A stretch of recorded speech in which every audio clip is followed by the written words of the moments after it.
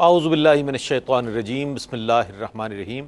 ناظرین محترم السلام علیکم، میں ہوں آپ کا میزبان محمد رئیس احمد۔ ذکر شہادت کے عنوان سے آپ یہ سلسلہ دیکھ رہے ہیں جس میں امام علی مقام سیدنا امام حسین رضی اللہ تعالیٰ عنہ اور شہدائے کربلا کی عظیم قربانیوں کو خراج عقیدت پیش کیا جا رہا ہے، ان عظیم شہادتوں کو سلام پیش کیا جا رہا ہے ARYQTV کی جانب سے۔ ناظرین، آج ہم اس مرحلے پر پہنچے ہیں کہ بات کریں احوال کربلا کے حوالے سے کہ امام علی مقام سیدنا امام حسین رضی اللہ تعالیٰ عنہ نے 60 ہجری میں جب اپنے سفر حج کو عمرے میں تبدیل فرمایا اور کوفے کی طرف اپنے سفر کا آغاز فرمایا تو وہ کیا منظر تھا، اور اس کے بعد پھر آپ کو جب مشورہ دیا گیا، مشاورت بھی ہوئی لوگوں کے ساتھ کہ آپ اس طرح کر لیں، ایسا کر لیں، اس طرح کر لیں، جو بھی تھا، لیکن نواسہ رسول جگر گوشہ علی و بطول سیدنا امام حسین رضی اللہ تعالیٰ عنہ کی بصارت کیا دیکھ رہی تھی، آپ کی بصیرت کیا دیکھ رہی تھی، آپ کی فکر کیا تھی، اس کے پیچھے تحریک کیا تھی، اور بقائے اسلام کے حوالے سے، اسلام کے پرچم کی سربلندی کی خاطر جو آپ کا جذبہ کار فرما تھا آپ میں، اس کی تکمیل کے لیے آپ نے وہ سفر اختیار کیا، اور اس سفر کی جو صعوبتیں ہیں اس حوالے سے بھی بات کریں گے۔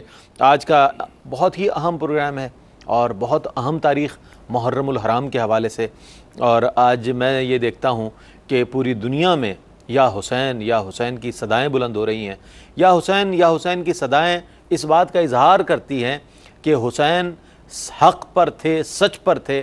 آج دنیا کا ہر فرد یہ کہہ رہا ہے کہ حضرت امام حسین رضی اللہ تعالیٰ عنہ نے راہ عظیمت کا یہ جو راستہ اختیار کیا، یہ یقیناً نواسہ رسول ہی کا وصف تھا کہ انہوں نے اختیار کیا، اور بہت اہم ذمہ داری جس کو آپ نے پورا فرمایا۔ آج ہم بات کریں گے احوال کربلا کے حوالے سے۔ علامہ لیاقت حسین صاحب ممتاز و معروف عالم دین ہیں اور ہمارے مختلف پروگرامز میں تشریف لاتے ہیں، اور ARYQTV سے متعدد آپ کے پروگرامز آن ایئر ہیں جو بہت پسند کیے جاتے ہیں۔ آج ہمارے ساتھ موجود ہیں علامہ صاحب، السلام علیکم۔ وعلیکم السلام ورحمۃ اللہ۔ آپ کے ساتھ تشریف فرما ہے پروفیسر ڈاکٹر حبیب الرحمان صاحب۔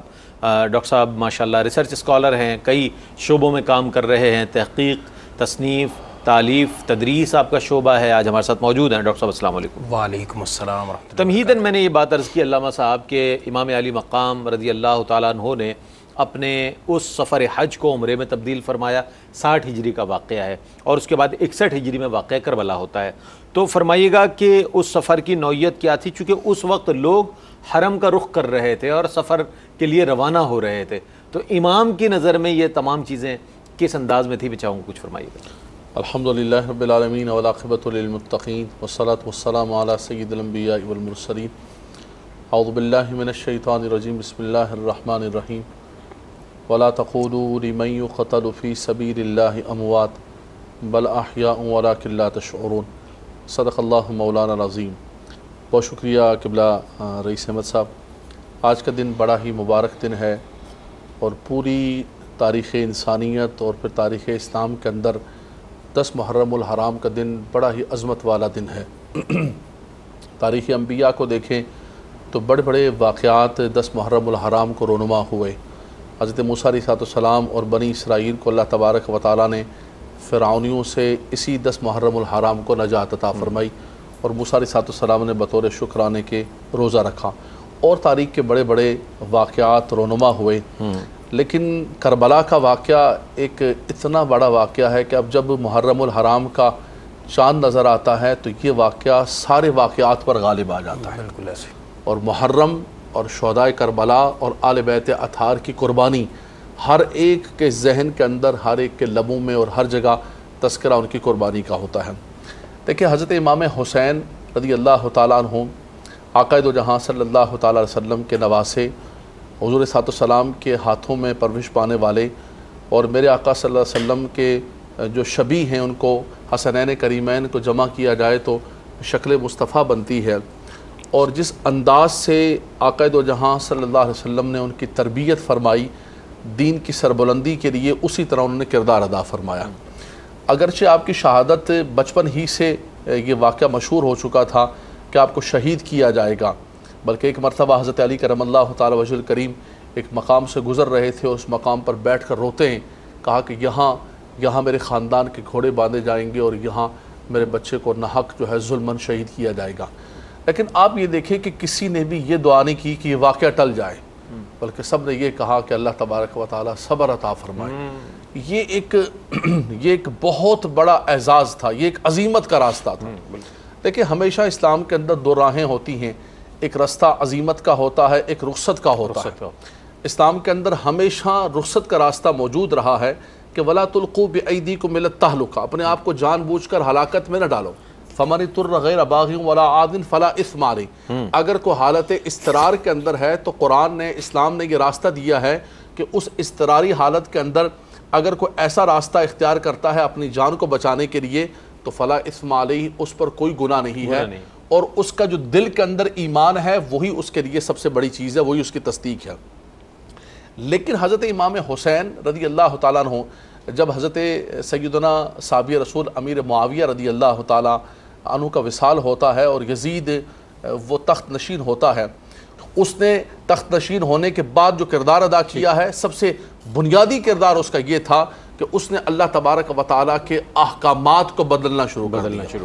رئیس بھائی میں ایک حدیث پاک کا حوالہ دوں گا، بڑی بنیادی، بڑا اہم ترین دن ہے۔ نبی کریم صلی اللہ علیہ وسلم نے فرمایا کہ حجۃ الوداع کے موقع پر فرمایا، لوگوں میں تمہارے پاس دو چیزیں چھوڑ کے جا رہا ہوں، انا تارک فیکم الثقلین اولہما کتاب اللہ فیہ الہدی والنور وَأَهْلُ بَيْتِي وَعِطْرَتِي، دو حدیثیں، ایک میں قرآن کے ساتھ حدیث فرمایا اور ایک حدیث پاک کے اندر حضور نے فرمایا کہ میں قرآن چھوڑ کے جا رہا ہوں اور اپنے آل بیت چھوڑ کے جا رہا ہوں۔ اللہ، اب بظاہر یہ کیا مطابقت تھی، لیکن اس کی اگر تفسیر دیکھنی ہو تو کربلا کے میدان کے اندر دیکھو، اس کی تفسیر دیکھنی ہو تو حضرت امام حسین کی زندگی کو دیکھو کہ جب یزید نے قرآن کے احکامات کو بدلنے لگا، حلت و حرمت کے نظام کو ختم کرنے لگا، تو اس وقت قرآن کے احکامات کو بچانے کے لیے میدان کے اندر نکلے ہیں۔ تو حضرت امام حسین رضی اللہ، آپ نے رخصت کے راستے کو چھوڑا، کئی صحابہ کرام نے آپ کو منع کیے جیسے کہ آپ نے ذکر کیا، لیکن آپ نے رخصت کے راستے کو چھوڑ کر عظیمت کا راستہ اختیار کیا،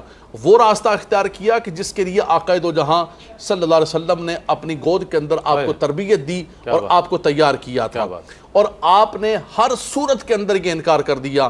مروان یہی کہتا تھا، مدینے کے حاکم یہی کہتے تھے کہ ایک چھوٹی سی بات ہے، آپ کو کچھ کرنے کی ضرورت نہیں ہے، آپ صرف یزید کی بیعت کر لیں، اپنا ہاتھ یزید کے ہاتھ میں دے لیں۔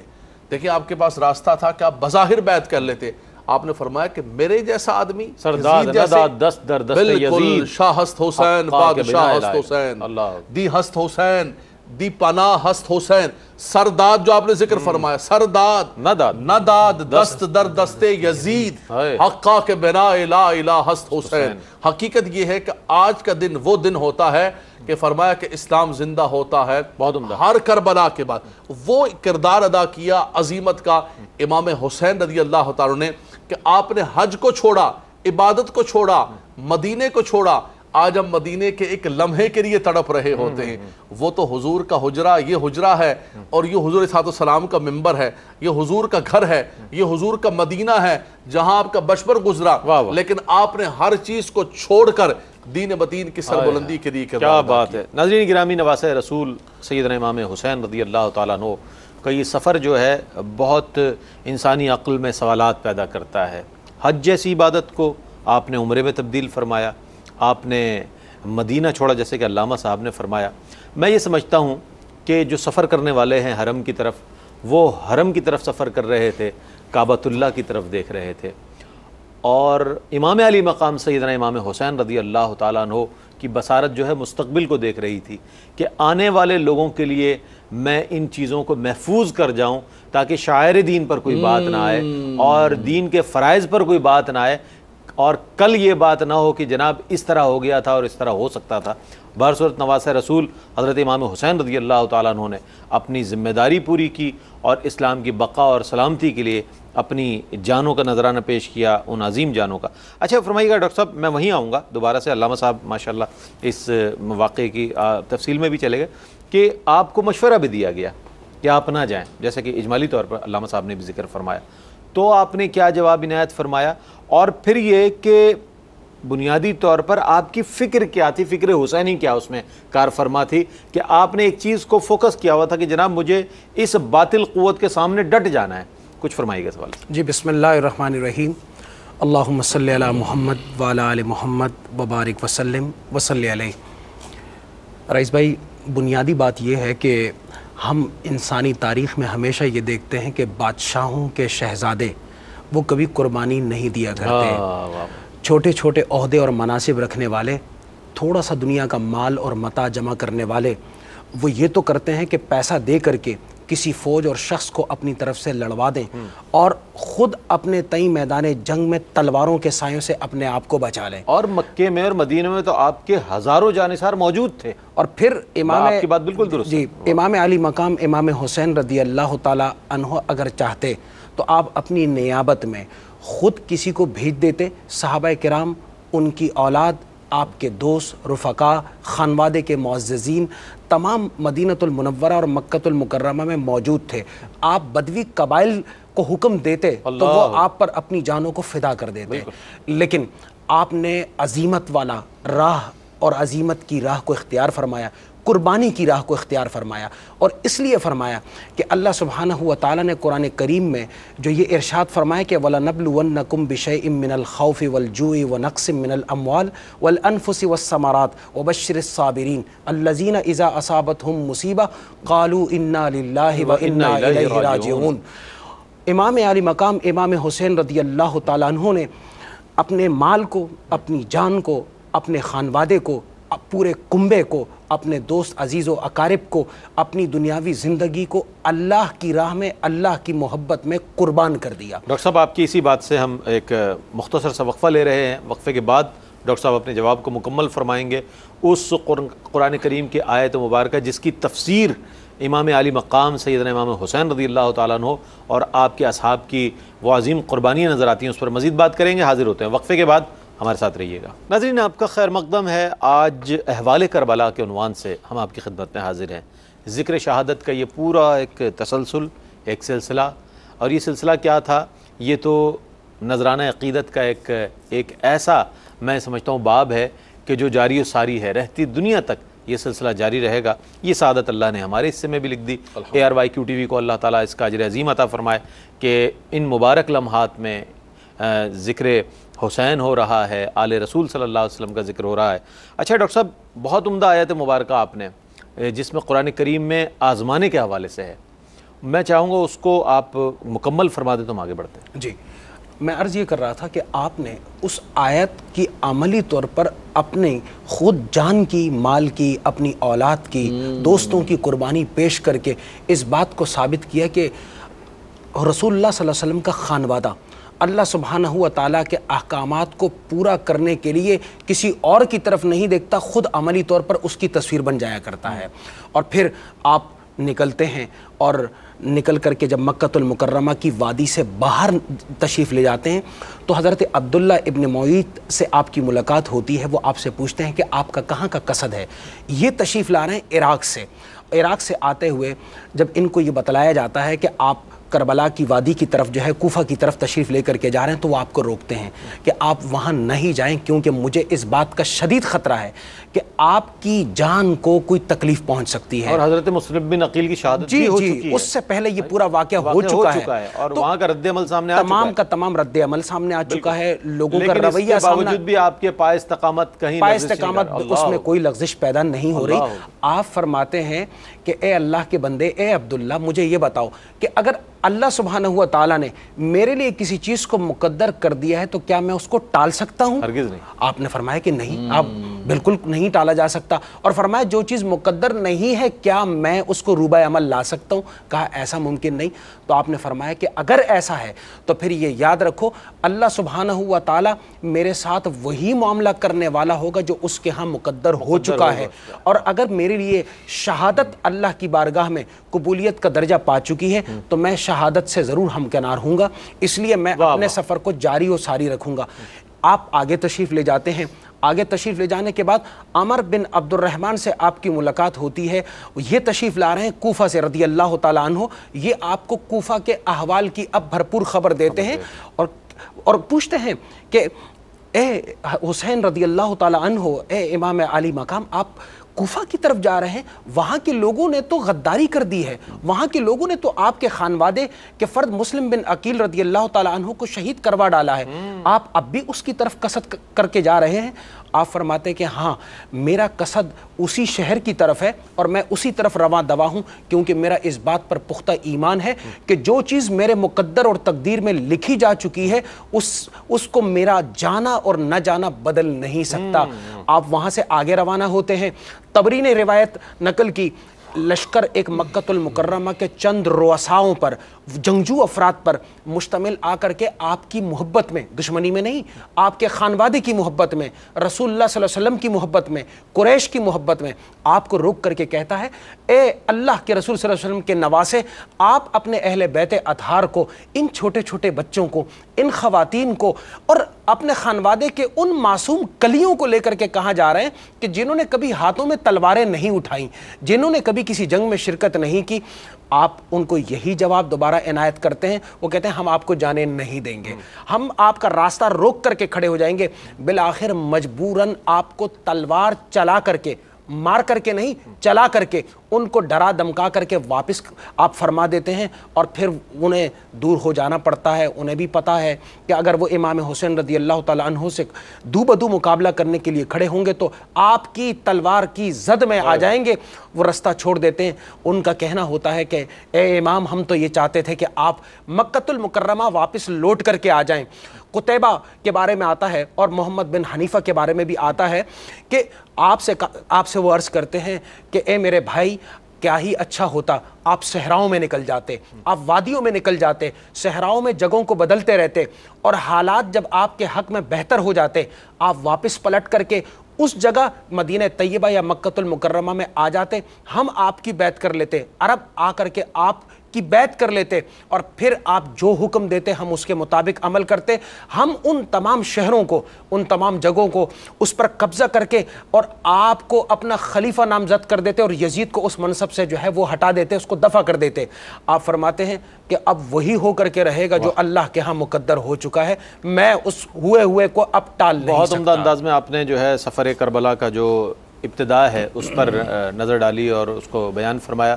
ناظرین، شہادت ہے مطلوب و مقصود مومن، نہ مال غنیمت نہ کشور کشائی، موسیٰ و فرعون و شبیر و یزید، این دو قوت از حیات آیت پدید۔ علامہ اقبال نے بہت خوبصورت کہا۔ اچھا یہ فرمائیے گا علامہ صاحب کہ آج یہ کہا جاتا ہے جیسے کہ آپ نے فرمایا دو شہزادوں کی جنگ تھی، یزید سے بھی دوستی، حسین کو بھی سلام ہے، یہ کیا تیرا اصول ہے، یہ کیا تیرا نظام ہے؟ آپ فرمائیے گا اس حوالے سے کہ اسے دو شہزادوں کی جنگ قرار دینا اور حق و باطل کا مارکا قرار دینے کی بجائے اس قسم کی چیزیں امت کو گمراہی کی طرف لے جا رہی ہے یا آل رسول سے یعنی کہ دور کر رہی ہے؟ میں چاہوں گا اس حوالے سے کچھ فرمائیے گا۔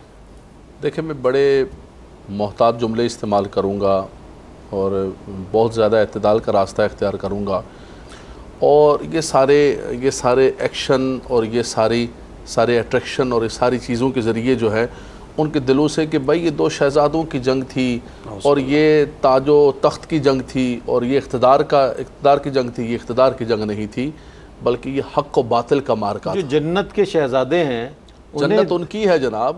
ان الحسن والحسین سیدا شباب آل جو جنت کے شہزادے ان کی ماں جنت کی سردار، وہ اقتدار کی بالکل ان کو کیا ضرورت ہے؟ اور دوسری بات یہ ہے کہ ان کو اللہ نے مدینہ طیبہ کے اندر اتنی عزتیں عطا فرمائی ہوئی کہ وہ وہیں پر بیٹھ جاتے اور بیٹھ کر وہیں پر جو ہے وہ لوگوں سے محبت پیار کی بات کرتے رہتے۔ بات یہ نہیں تھی، بات یہ تھی کہ یہ حق و باطل کا مارکا۔ جو ڈاکٹر صاحب نے بات کہی کہ کل اللہ کی بارگاہ کے اندر میں کیا جواب دوں گا، کوفیوں کے وہ خطوط، کوفیوں کا وہ بلانا کہ ہم جو ہے ہم آپ کو بلانا چاہتے ہیں، آپ ہمارے داعی بن کر آئیں، آ کر یہاں پر اصلاح کریں، اور یہاں پر لوگ نماز نہیں پڑھ رہے ہیں، لوگ نے یہاں کے حاکم کو چھوڑ دیا ہے، تو آپ فرماتے تھے کہ میں اللہ کی بارگاہ میں میدان معاشر کے اندر اور رسول اللہ کی بارگاہ میں کیا جواب دوں گا؟ حجت کرنا چاہتے، حجت قائم کرنا چاہتے تھے۔ اور دوسری بات یہ ہے کہ اولاً آپ کا جنگ کا ارادہ تھا ہی نہیں۔ آپ کو خطوط لکھے گئے، حضرت امام مسلم بن عقیل کو بھیجا، ان کے ساتھ چھوٹے بچے، ان کی شہادت کا واقعہ، پھر آپ کے ساتھ جو بالکل شیر خوار بچے اور گھر کی خواتین تھیں. جیسے کہ ڈاکٹر صاحب نے ذکر کیا کہ اگر خالصتاً جنگ کے ارادے سے آپ گھر سے نکلے ہوتے تو آپ ایک جو ہے وہ لشکر تیار کرتے، آپ قبائل کو تیار کرتے، لیکن آپ تو ان کی دعوت پر گئے تھے اور وہاں کے حالات و واقعات اور معاملات. اب جب آپ پر جنگ کو مسلط کر دیا گیا اور اس بات پر اصرار کیا گیا کہ ایک ہی راستہ ہے، بیعت کر لیں، آپ نہ کسی سارا میں جا سکتے ہیں، کسی اور آپ بیعت کر لیں، اپنا ہاتھ، یہ آپ نے فرمایا یہ نہیں ہو سکتا ہے. اور یہیں سے جا کر وہ مقام آ گیا کہ آپ کے پاس دو راہیں تھیں، یا تو اپنا ہاتھ دے کر اور آپ اپنے بچوں اور اپنے گھر والوں کی سب کی زندگیوں کو بچا لیتے، یا سب کو قربان کر کے اپنے نانا جان کے دین کو بچا لیتے. کیا بات. تو امام حسین رضی اللہ تعالیٰ عنہ نے، اور دوسری بات یہ ہے کہ اس میں دو شہزادوں کی جنگ میں اور تخت و تاج کی جنگ کے اندر ایک حدیث قسطنطنیہ پیش کی جاتی ہے کہ جناب نبی کریم صلی اللہ علیہ وسلم نے فرمایا کہ جو سب سے پہلے قسطنطنیہ پہ حملہ کرے گا وہ مغفور ہے. اس حدیث کی صحت پر کچھ کلام فرمائیں. دیکھیں اس حدیث پاک کا کہ نبی کریم صلی اللہ علیہ وسلم کا ارشاد ہے. سب سے بنیادی چیز یہ ہے کہ قسطنطنیہ کا جو پہلا قافلہ ہے، ڈاکٹر صاحب بیٹھے ہوئے ہیں، بڑے تحقیقی آدمی ہیں اور ریسرچ پر اور تحقیق پر بڑا ان کا کام ہے. جو سب سے پہلا قافلہ ہے، جو پہلا لشکر ہے، اس کے اندر یزید موجود ہی نہیں تھا. موجود ہی نہیں. اول جیش جو ہے، اس اول جیش کے اندر یزید موجود تھا ہی نہیں. یہ بڑی اچھی کریکشن آپ نے کر دی ہے. سب سے بنیاد یہیں سے بنیاد ختم. جن کو یہ حدیث بتائی جاتی ہے اور یزید بہت بعد میں ایک لشکر کے اندر شامل ہوا. اس دوران اپنے گھر میں بیٹھ کر کے اور کم خواب پر بڑے آرام سے زندگی گزار رہے تھے، بلکہ قسطنطنیہ جانے والی اس فوج اور ان کی بہادری، جواں مردی اور اللہ کی راہ میں جہاد کا مذاق اڑا رہے تھے. اور اس کے ساتھ ساتھ عشق اور اس سے متعلق جتنے مضامین ہیں ان پر شاعری کر رہے تھے. عورتوں کو لے کے بیٹھے ہوئے تھے، شراب و کباب کی محفلوں کو سجائے ہوئے تھے. یہ کسی قسطنطنیہ کے اول و جیش کے اندر شامل ہی نہیں ہوئے. اور اگر علی سبیل التنزل کسی لشکر کے اندر بعد میں شامل بھی ہوئے تو آپ مجھے بتائیے رئیس بھائی کہ کئی حدیث طیبہ کے اندر آتا ہے کہ نبی کریم صلی اللہ علیہ وسلم نے فرمایا کہ دو مومن جب آپس میں ہاتھ ملاتے ہیں اور مصافحہ کرتے ہیں، سلام کرتے ہیں، ان کے ہاتھوں کو جدا ہونے اور ان کے جدا ہونے سے پہلے اللہ ان کی بخشش و مغفرت فرما دیتا ہے. تو کیا اس حدیث کی بشارت کے بعد جو ہے کوئی آل بیت اطہار کو شہید کرے، مدینہ منورہ کے مسجد نبوی کے اندر گھوڑوں کو باندھے، خانہ کعبہ پر سنگ باری کرے اور مدینہ طیبہ کے پاکیزہ لوگوں کو جو ہے ان پر ظلم و ستم کرے، اور پھر اس کے بعد کہے کہ جناب وہ مغفور ہے اور اس کی مغفور کی بشارتیں دی جائیں؟ اس سے بڑا ظلم تاریخ کے اندر کوئی نہیں ہوگا. آج بھی ہماری نسلوں اور ہمارے بچوں کے دلوں کے اندر بحمداللہ تبارک و تعالی آج بھی بچے گلی گلی کے اندر امام حسین کا نام لے رہے ہیں، ان کی سبیلیں لگا رہے ہیں، ان کے لنگر تقسیم کر رہے ہیں. اور یہ کوئی تفرقے کی بات نہیں ہے، مناقب بیان کیے جا رہے ہیں. بالکل یہ کوئی تفرقے کی بات نہیں ہے کہ امام حسین کسی گروہ کے ہیں، کسی ایک نا امام حسین امت کے ہیں. امام حسین نواسۂ رسول ہیں. کوئی بھی مسلمان ہے حضور کا امتی ہے، حضور کا نام لینے والا ہے اور وہ حسین سے محبت نہ کرے رضی اللہ تعالیٰ عنہ، اس کا ایمان کامل و مکمل کبھی نہیں ہو سکتا. انسان کو بیدار تو ہو لینے دو، ہر قوم پکارے گی ہمارے ہیں حسین. علامہ صاحب نے ماشاءاللہ بڑے ایمان افروز طریقے سے ہمارے اہل سنت ماشاءاللہ بہت شاندار.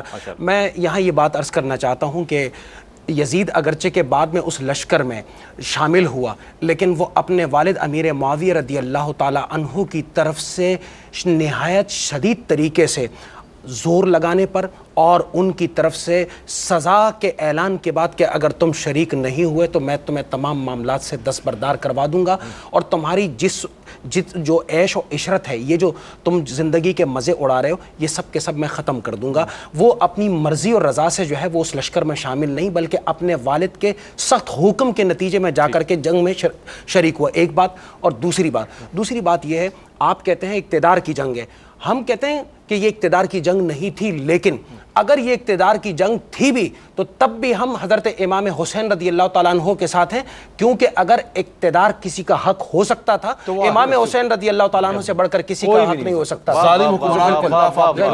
کیا کہنا ہے. سبحان اللہ سبحان اللہ. دونوں جہتوں سے بات ہو گئی اور حضور کے کلمہ گو جو ہیں، حضور کے دامن کرم سے جن کی وابستگی ہے، جو غلامان مصطفیٰ صلی اللہ علیہ وآلہ وسلم ہیں وہ نواسۂ رسول سے کیسے دور ہو سکتے ہیں، ان کے ذکر سے کیسے دور ہو سکتے ہیں؟ حاضر ہوتے ہیں وقفے کے بعد، ہمارے ساتھ رہیے گا۔ ناظرین، آپ کا خیر مقدم ہے۔ آج احوال کربلا کے عنوان سے ہم آپ کی خدمت میں حاضر ہیں، اور یہ ایسا ذکر ہے کہ جس کو سال میں صرف ماہ محرم میں نہیں ہم دہراتے، بلکہ اکثر محافل میں ہمارے علماء، مشائخ اور ہمارے اسکالرز جو ہیں وہ اس عظیم قربانی کا حوالہ دیتے ہیں، مثال دیتے ہیں کہ ایک مسلمان میں حمیت دینی کس طرح کی ہونی چاہیے۔ اس کا مظاہرہ امام علی مقام سیدنا امام حسین رضی اللہ تعالیٰ عنہ نے دیا۔ وہ غزوہ بدر جو 2 ہجری میں ہوا تھا، تب سے لے کر 61 ہجری تک یہ اس کا تسلسل نظر آتا ہے کہ مسلمان اسلام کے نام پر، دین کے نام پر اللہ اور اس کے رسول صلی اللہ علیہ وآلہ وسلم کے احکامات کی سربلندی کے لیے، اس کی بقا کے لیے اپنی جانوں کا نذرانہ پیش کرتے رہے ہیں۔ کیا فرمائیں گے ڈاکٹر صاحب اس حوالے سے؟ وہ تو ایک اس کا جو کام تھا جنگ حرہ جسے کہا جاتا ہے، لیکن جو رذائل ہیں میں چاہوں گا اس کے حوالے سے فرمائے گا۔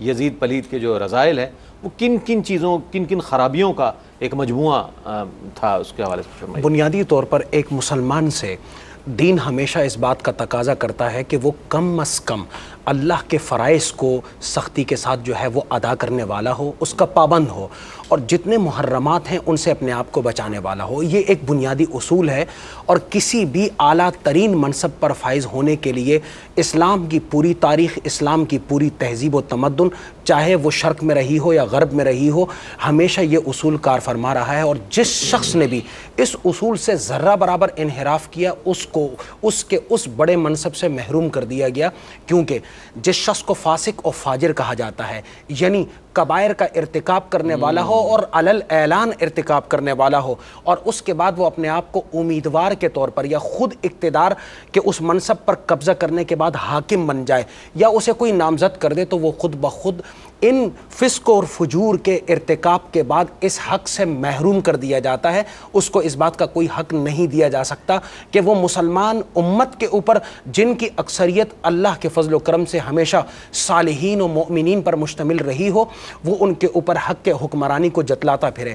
اور ایسا معاشرہ جہاں امام علی مقام امام حسین رضی اللہ تعالیٰ عنہ جیسی اکابر ہستی موجود ہوں، حضرت خانوادہ اہل بیت اطہار کے مقدس افراد موجود ہوں، جہاں صحابہ کرام کا مقدس گروہ موجود ہو، وہاں پر ایک ایسا شخص وہ حاکم بن جائے، وہ اپنے آپ کو خلیفہ نامزد کر دے، جو شراب بھی پینے والا ہو، جو بدکاریاں کرنے والا ہو، جو مسلمانوں کی قتل و غارت گری کے اندر بھرپور حصہ لینے اور اپنی فوج کو اس کا حکم دینے والا ہو، جو حرم مقدس، حرم مکی اور حرم مدینہ کی حرمت کو پامال کرنے والا ہو، جس کے فوجوں کی سنگباری سے بیت اللہ کے پردوں کو آگ لگ جائے، جس کے فوجوں کے حملے سے بیت اللہ اس کا ایک حصہ منہدم ہو جائے، اور جس کے فوجیوں کی حرکتوں کی وجہ سے حجر اسود اپنی جگہ سے غائب ہو جائے، اس کے ٹکڑے ٹکڑے ہو جائیں، جس کی فوجوں کے حملے سے مسجد نبوی میں کئی دنوں تک نماز باجماعت ادا نہ ہو سکے، اذان ادا نہ ہو سکے، باعفت و باعصمت خواتین ان کی عصمت دری کی جائے، مسلمانوں کو بے وجہ جو ہے وہ قتل کیا جائے، اور تمام کے تمام لوگوں کا جو مال ہے، ان کی جان ہے، وہ اس کی فوجوں کے لیے حلال قرار، یہ حرم ہے، اس کو اللہ نے حرم قرار دیا، اس کے رسول نے حرم قرار دیا۔ روئے زمین کا کون سا بدبخت شخص ایسا ہو سکتا ہے جو ان محرم اور مقدس جگہوں کو اپنی ناپاک فوجوں کے لیے حلال قرار دے، اور پھر اس کے بعد وہ تمام کے تمام کبھی اعمال کا مجموعہ ہو۔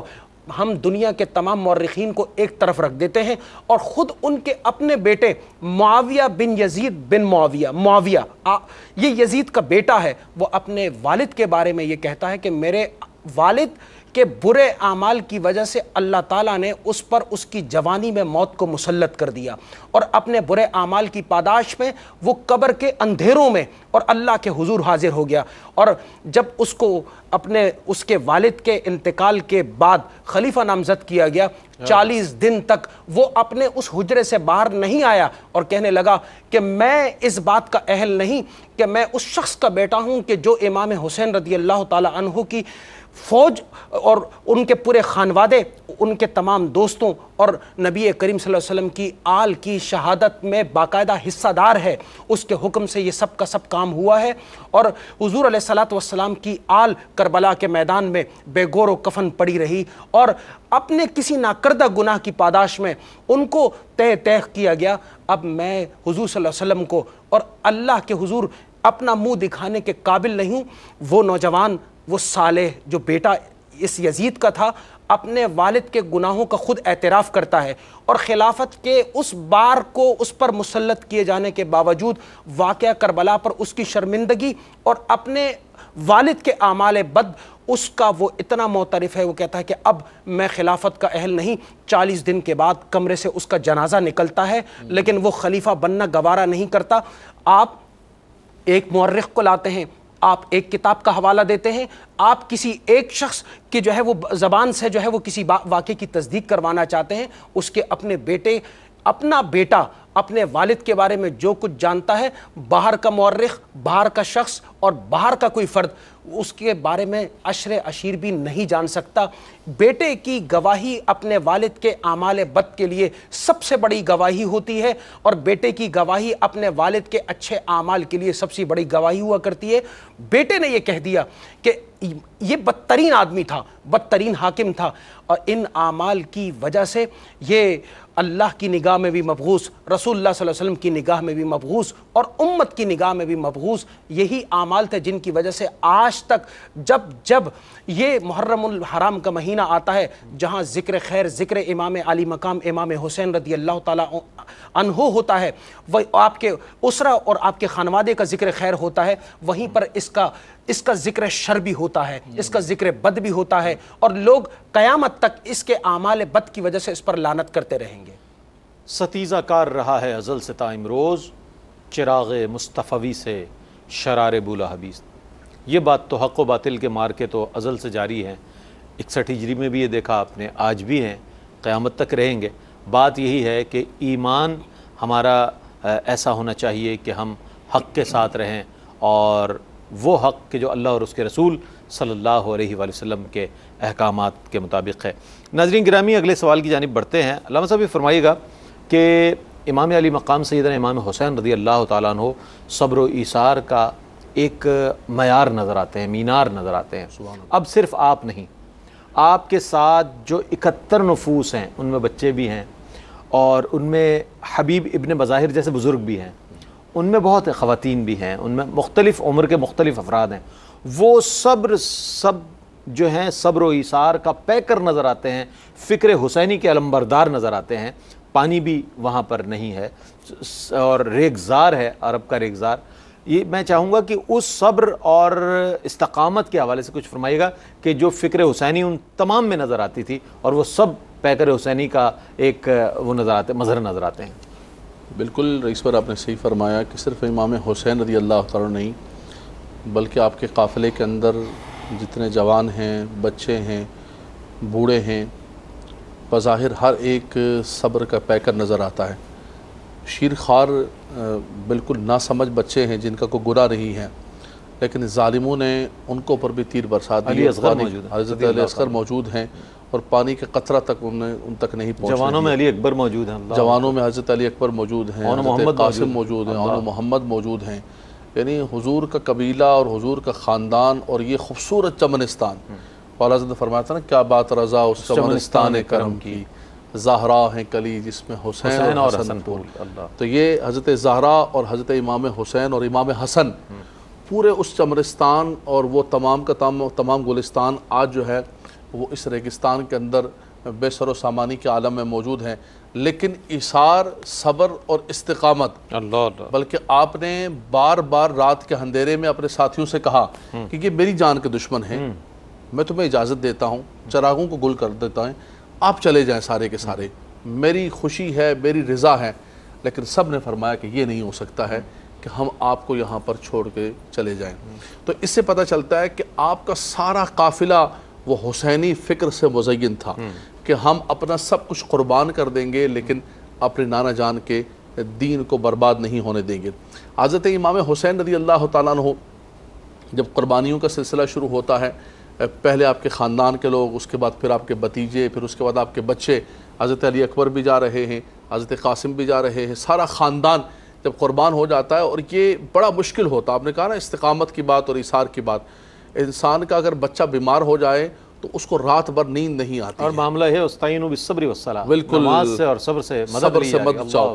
اب یہاں پر یہ ہے کہ بچوں کے لاشیں ہاتھ کے اندر ہیں، پہاڑ بھی ہو تو وہ پہاڑ بھی ریزہ ریزہ ہو جائے، لیکن قربان حضرت امام حسین رضی اللہ تعالیٰ کے استقامت پر اور صبر پر کہ آپ نے ہر تکلیف کو برداشت کیا، یہاں تک کہ پھر اپنی جان کی دینے کی باری آئی تو اپنی جان بھی آپ نے قربان کر دی۔ گھر کی خواتین نے کہا کہ ہمیں کس کے سہارے چھوڑ کے جا رہے ہیں؟ آپ نے فرمایا کہ اس خدا کے سہارے چھوڑ کے جا رہا ہوں۔ اللہ، آپ اندازہ کیجئے کہ حضرت ابراہیم علیہ السلام نے بھی اپنی اولاد کو خانہ کعبہ کے پاس چھوڑا تھا، اور ربنا انی اسکنت من ذریتی بواد غیر ذی زرع عند بیتک المحرم، لیکن یہاں صرف ریگستان نہیں ہے بلکہ ظالم خونخوار دشمن ہے، لیکن قربان جائیں امام حسین کی استقامت پر۔ خواتین نے کہا کہ اے ہمارے بابا جان، اے ہمارے سرتاج، کس کے سہارے؟ آپ نے فرمایا خدا کے سہارے چھوڑ کے جا رہا ہوں، اس کے حبیب کے سہارے چھوڑ کے جا رہا ہوں، لیکن میں اپنے دین کو نقصان نہیں پہنچانے دوں گا۔ میں ایک بات کہوں گا، بڑی پیاری بات ڈاکٹر صاحب نے فرمائی کہ اگر اقتدار اور ظلم کے خلاف بھی آپ کا نکلنا تھا تو بالکل برحق نکلنا تھا، اس لیے کہ نبی کریم صلی اللہ علیہ وسلم نے فرمایا کہ جو ظلم کو دیکھتا ہے اور اس کے بعد اس کا ساتھ دیتا ہے، ایک قدم چلتا ہے، من مشى مع ظالم وقد يعلم انه ظالم ليقويه فقد خرج من الاسلام، مشکوٰۃ شریف کی حدیث پاک ہے۔ فرمایا کہ ایک شخص ظالم کے ساتھ قدم بڑھاتا ہے، وہ جانتا ہے یہ ظالم ہے، اس کو تقویت دے رہا ہے اس کے قدم بڑھانے کی وجہ سے، فرمایا وہ اسلام کی نورانیت سے اور برکت سے نکل جاتا ہے۔ آج دیکھیں ہمارے معاشرے کے اندر کہ ظلم کے بازار گرم ہیں، جو کچھ ہو رہا ہے پھر بھی لوگ ان کے ساتھ چلنے کے لیے تیار ہیں، کہتے ہیں۔ تو یہ وہی بات ہے کہ ہم نام تو لیتے ہیں امام حسین کا، ہم یزید کو برا بلا کہتے ہیں، لیکن عملی طور پر ہم یزیدیوں کا ساتھ دیتے ہیں۔ صحیح فرمایا معاشرے کے امام حسین نے ایک تو یہ فکر دی کہ فرمایا کبھی بھی کتنے بھی مشکل حالات ہوں تم نے کبھی ظلم کا ساتھ نہیں دینا، یہ فکر حسینی ہے۔ دوسرا آپ نے یہ میدان کربلا سے پیغام دیا، نیزے پہ قرآن پڑھنے والے اس قاری پر سلام۔ آپ نے جاتے جاتے قرآن کی تلاوت کر کے اور اللہ کی بارگاہ کے اندر اپنے سر کو جھکا کے یہ پیغام دے دیا کہ اے میرے نانا جان کی امت، نہ کبھی قرآن کو چھوڑنا اور نہ کبھی سجدے کو چھوڑنا۔ بہت شکریہ ادا کروں گا، یہ عظیم پیغام ہے، اس حسینی پیغام کو ہم اپنے دل کے ساتھ لگائیں اور اس پر عمل پیرا ہوں تو ہم حقیقت میں امام حسین سے محبت کا۔ میں بہت شکریہ ادا کروں گا آپ کا۔ علامہ صاحب آپ تشریف لائے، ڈاکٹر صاحب آپ تشریف لائے۔ ناظرین گرامی، اس عظیم شہادت کا ذکر ہوا جو کہ امام حسین رضی اللہ تعالیٰ عنہ اور آپ کے رفقا اور آپ کے اہل بیت کی عظیم قربانیاں ہیں، شہادتیں ہیں۔ آج کا یہ جو پروگرام ہے یہ انتہائی اہم پروگرام اس حوالے سے کہ آج ہم اس ذکر کربلا کو کر رہے ہیں کہ جس میں بہت تکالیف ہیں، بڑی آزمائشیں ہیں۔ سلام پیش کرتے ہیں امام علی مقام کے حضور۔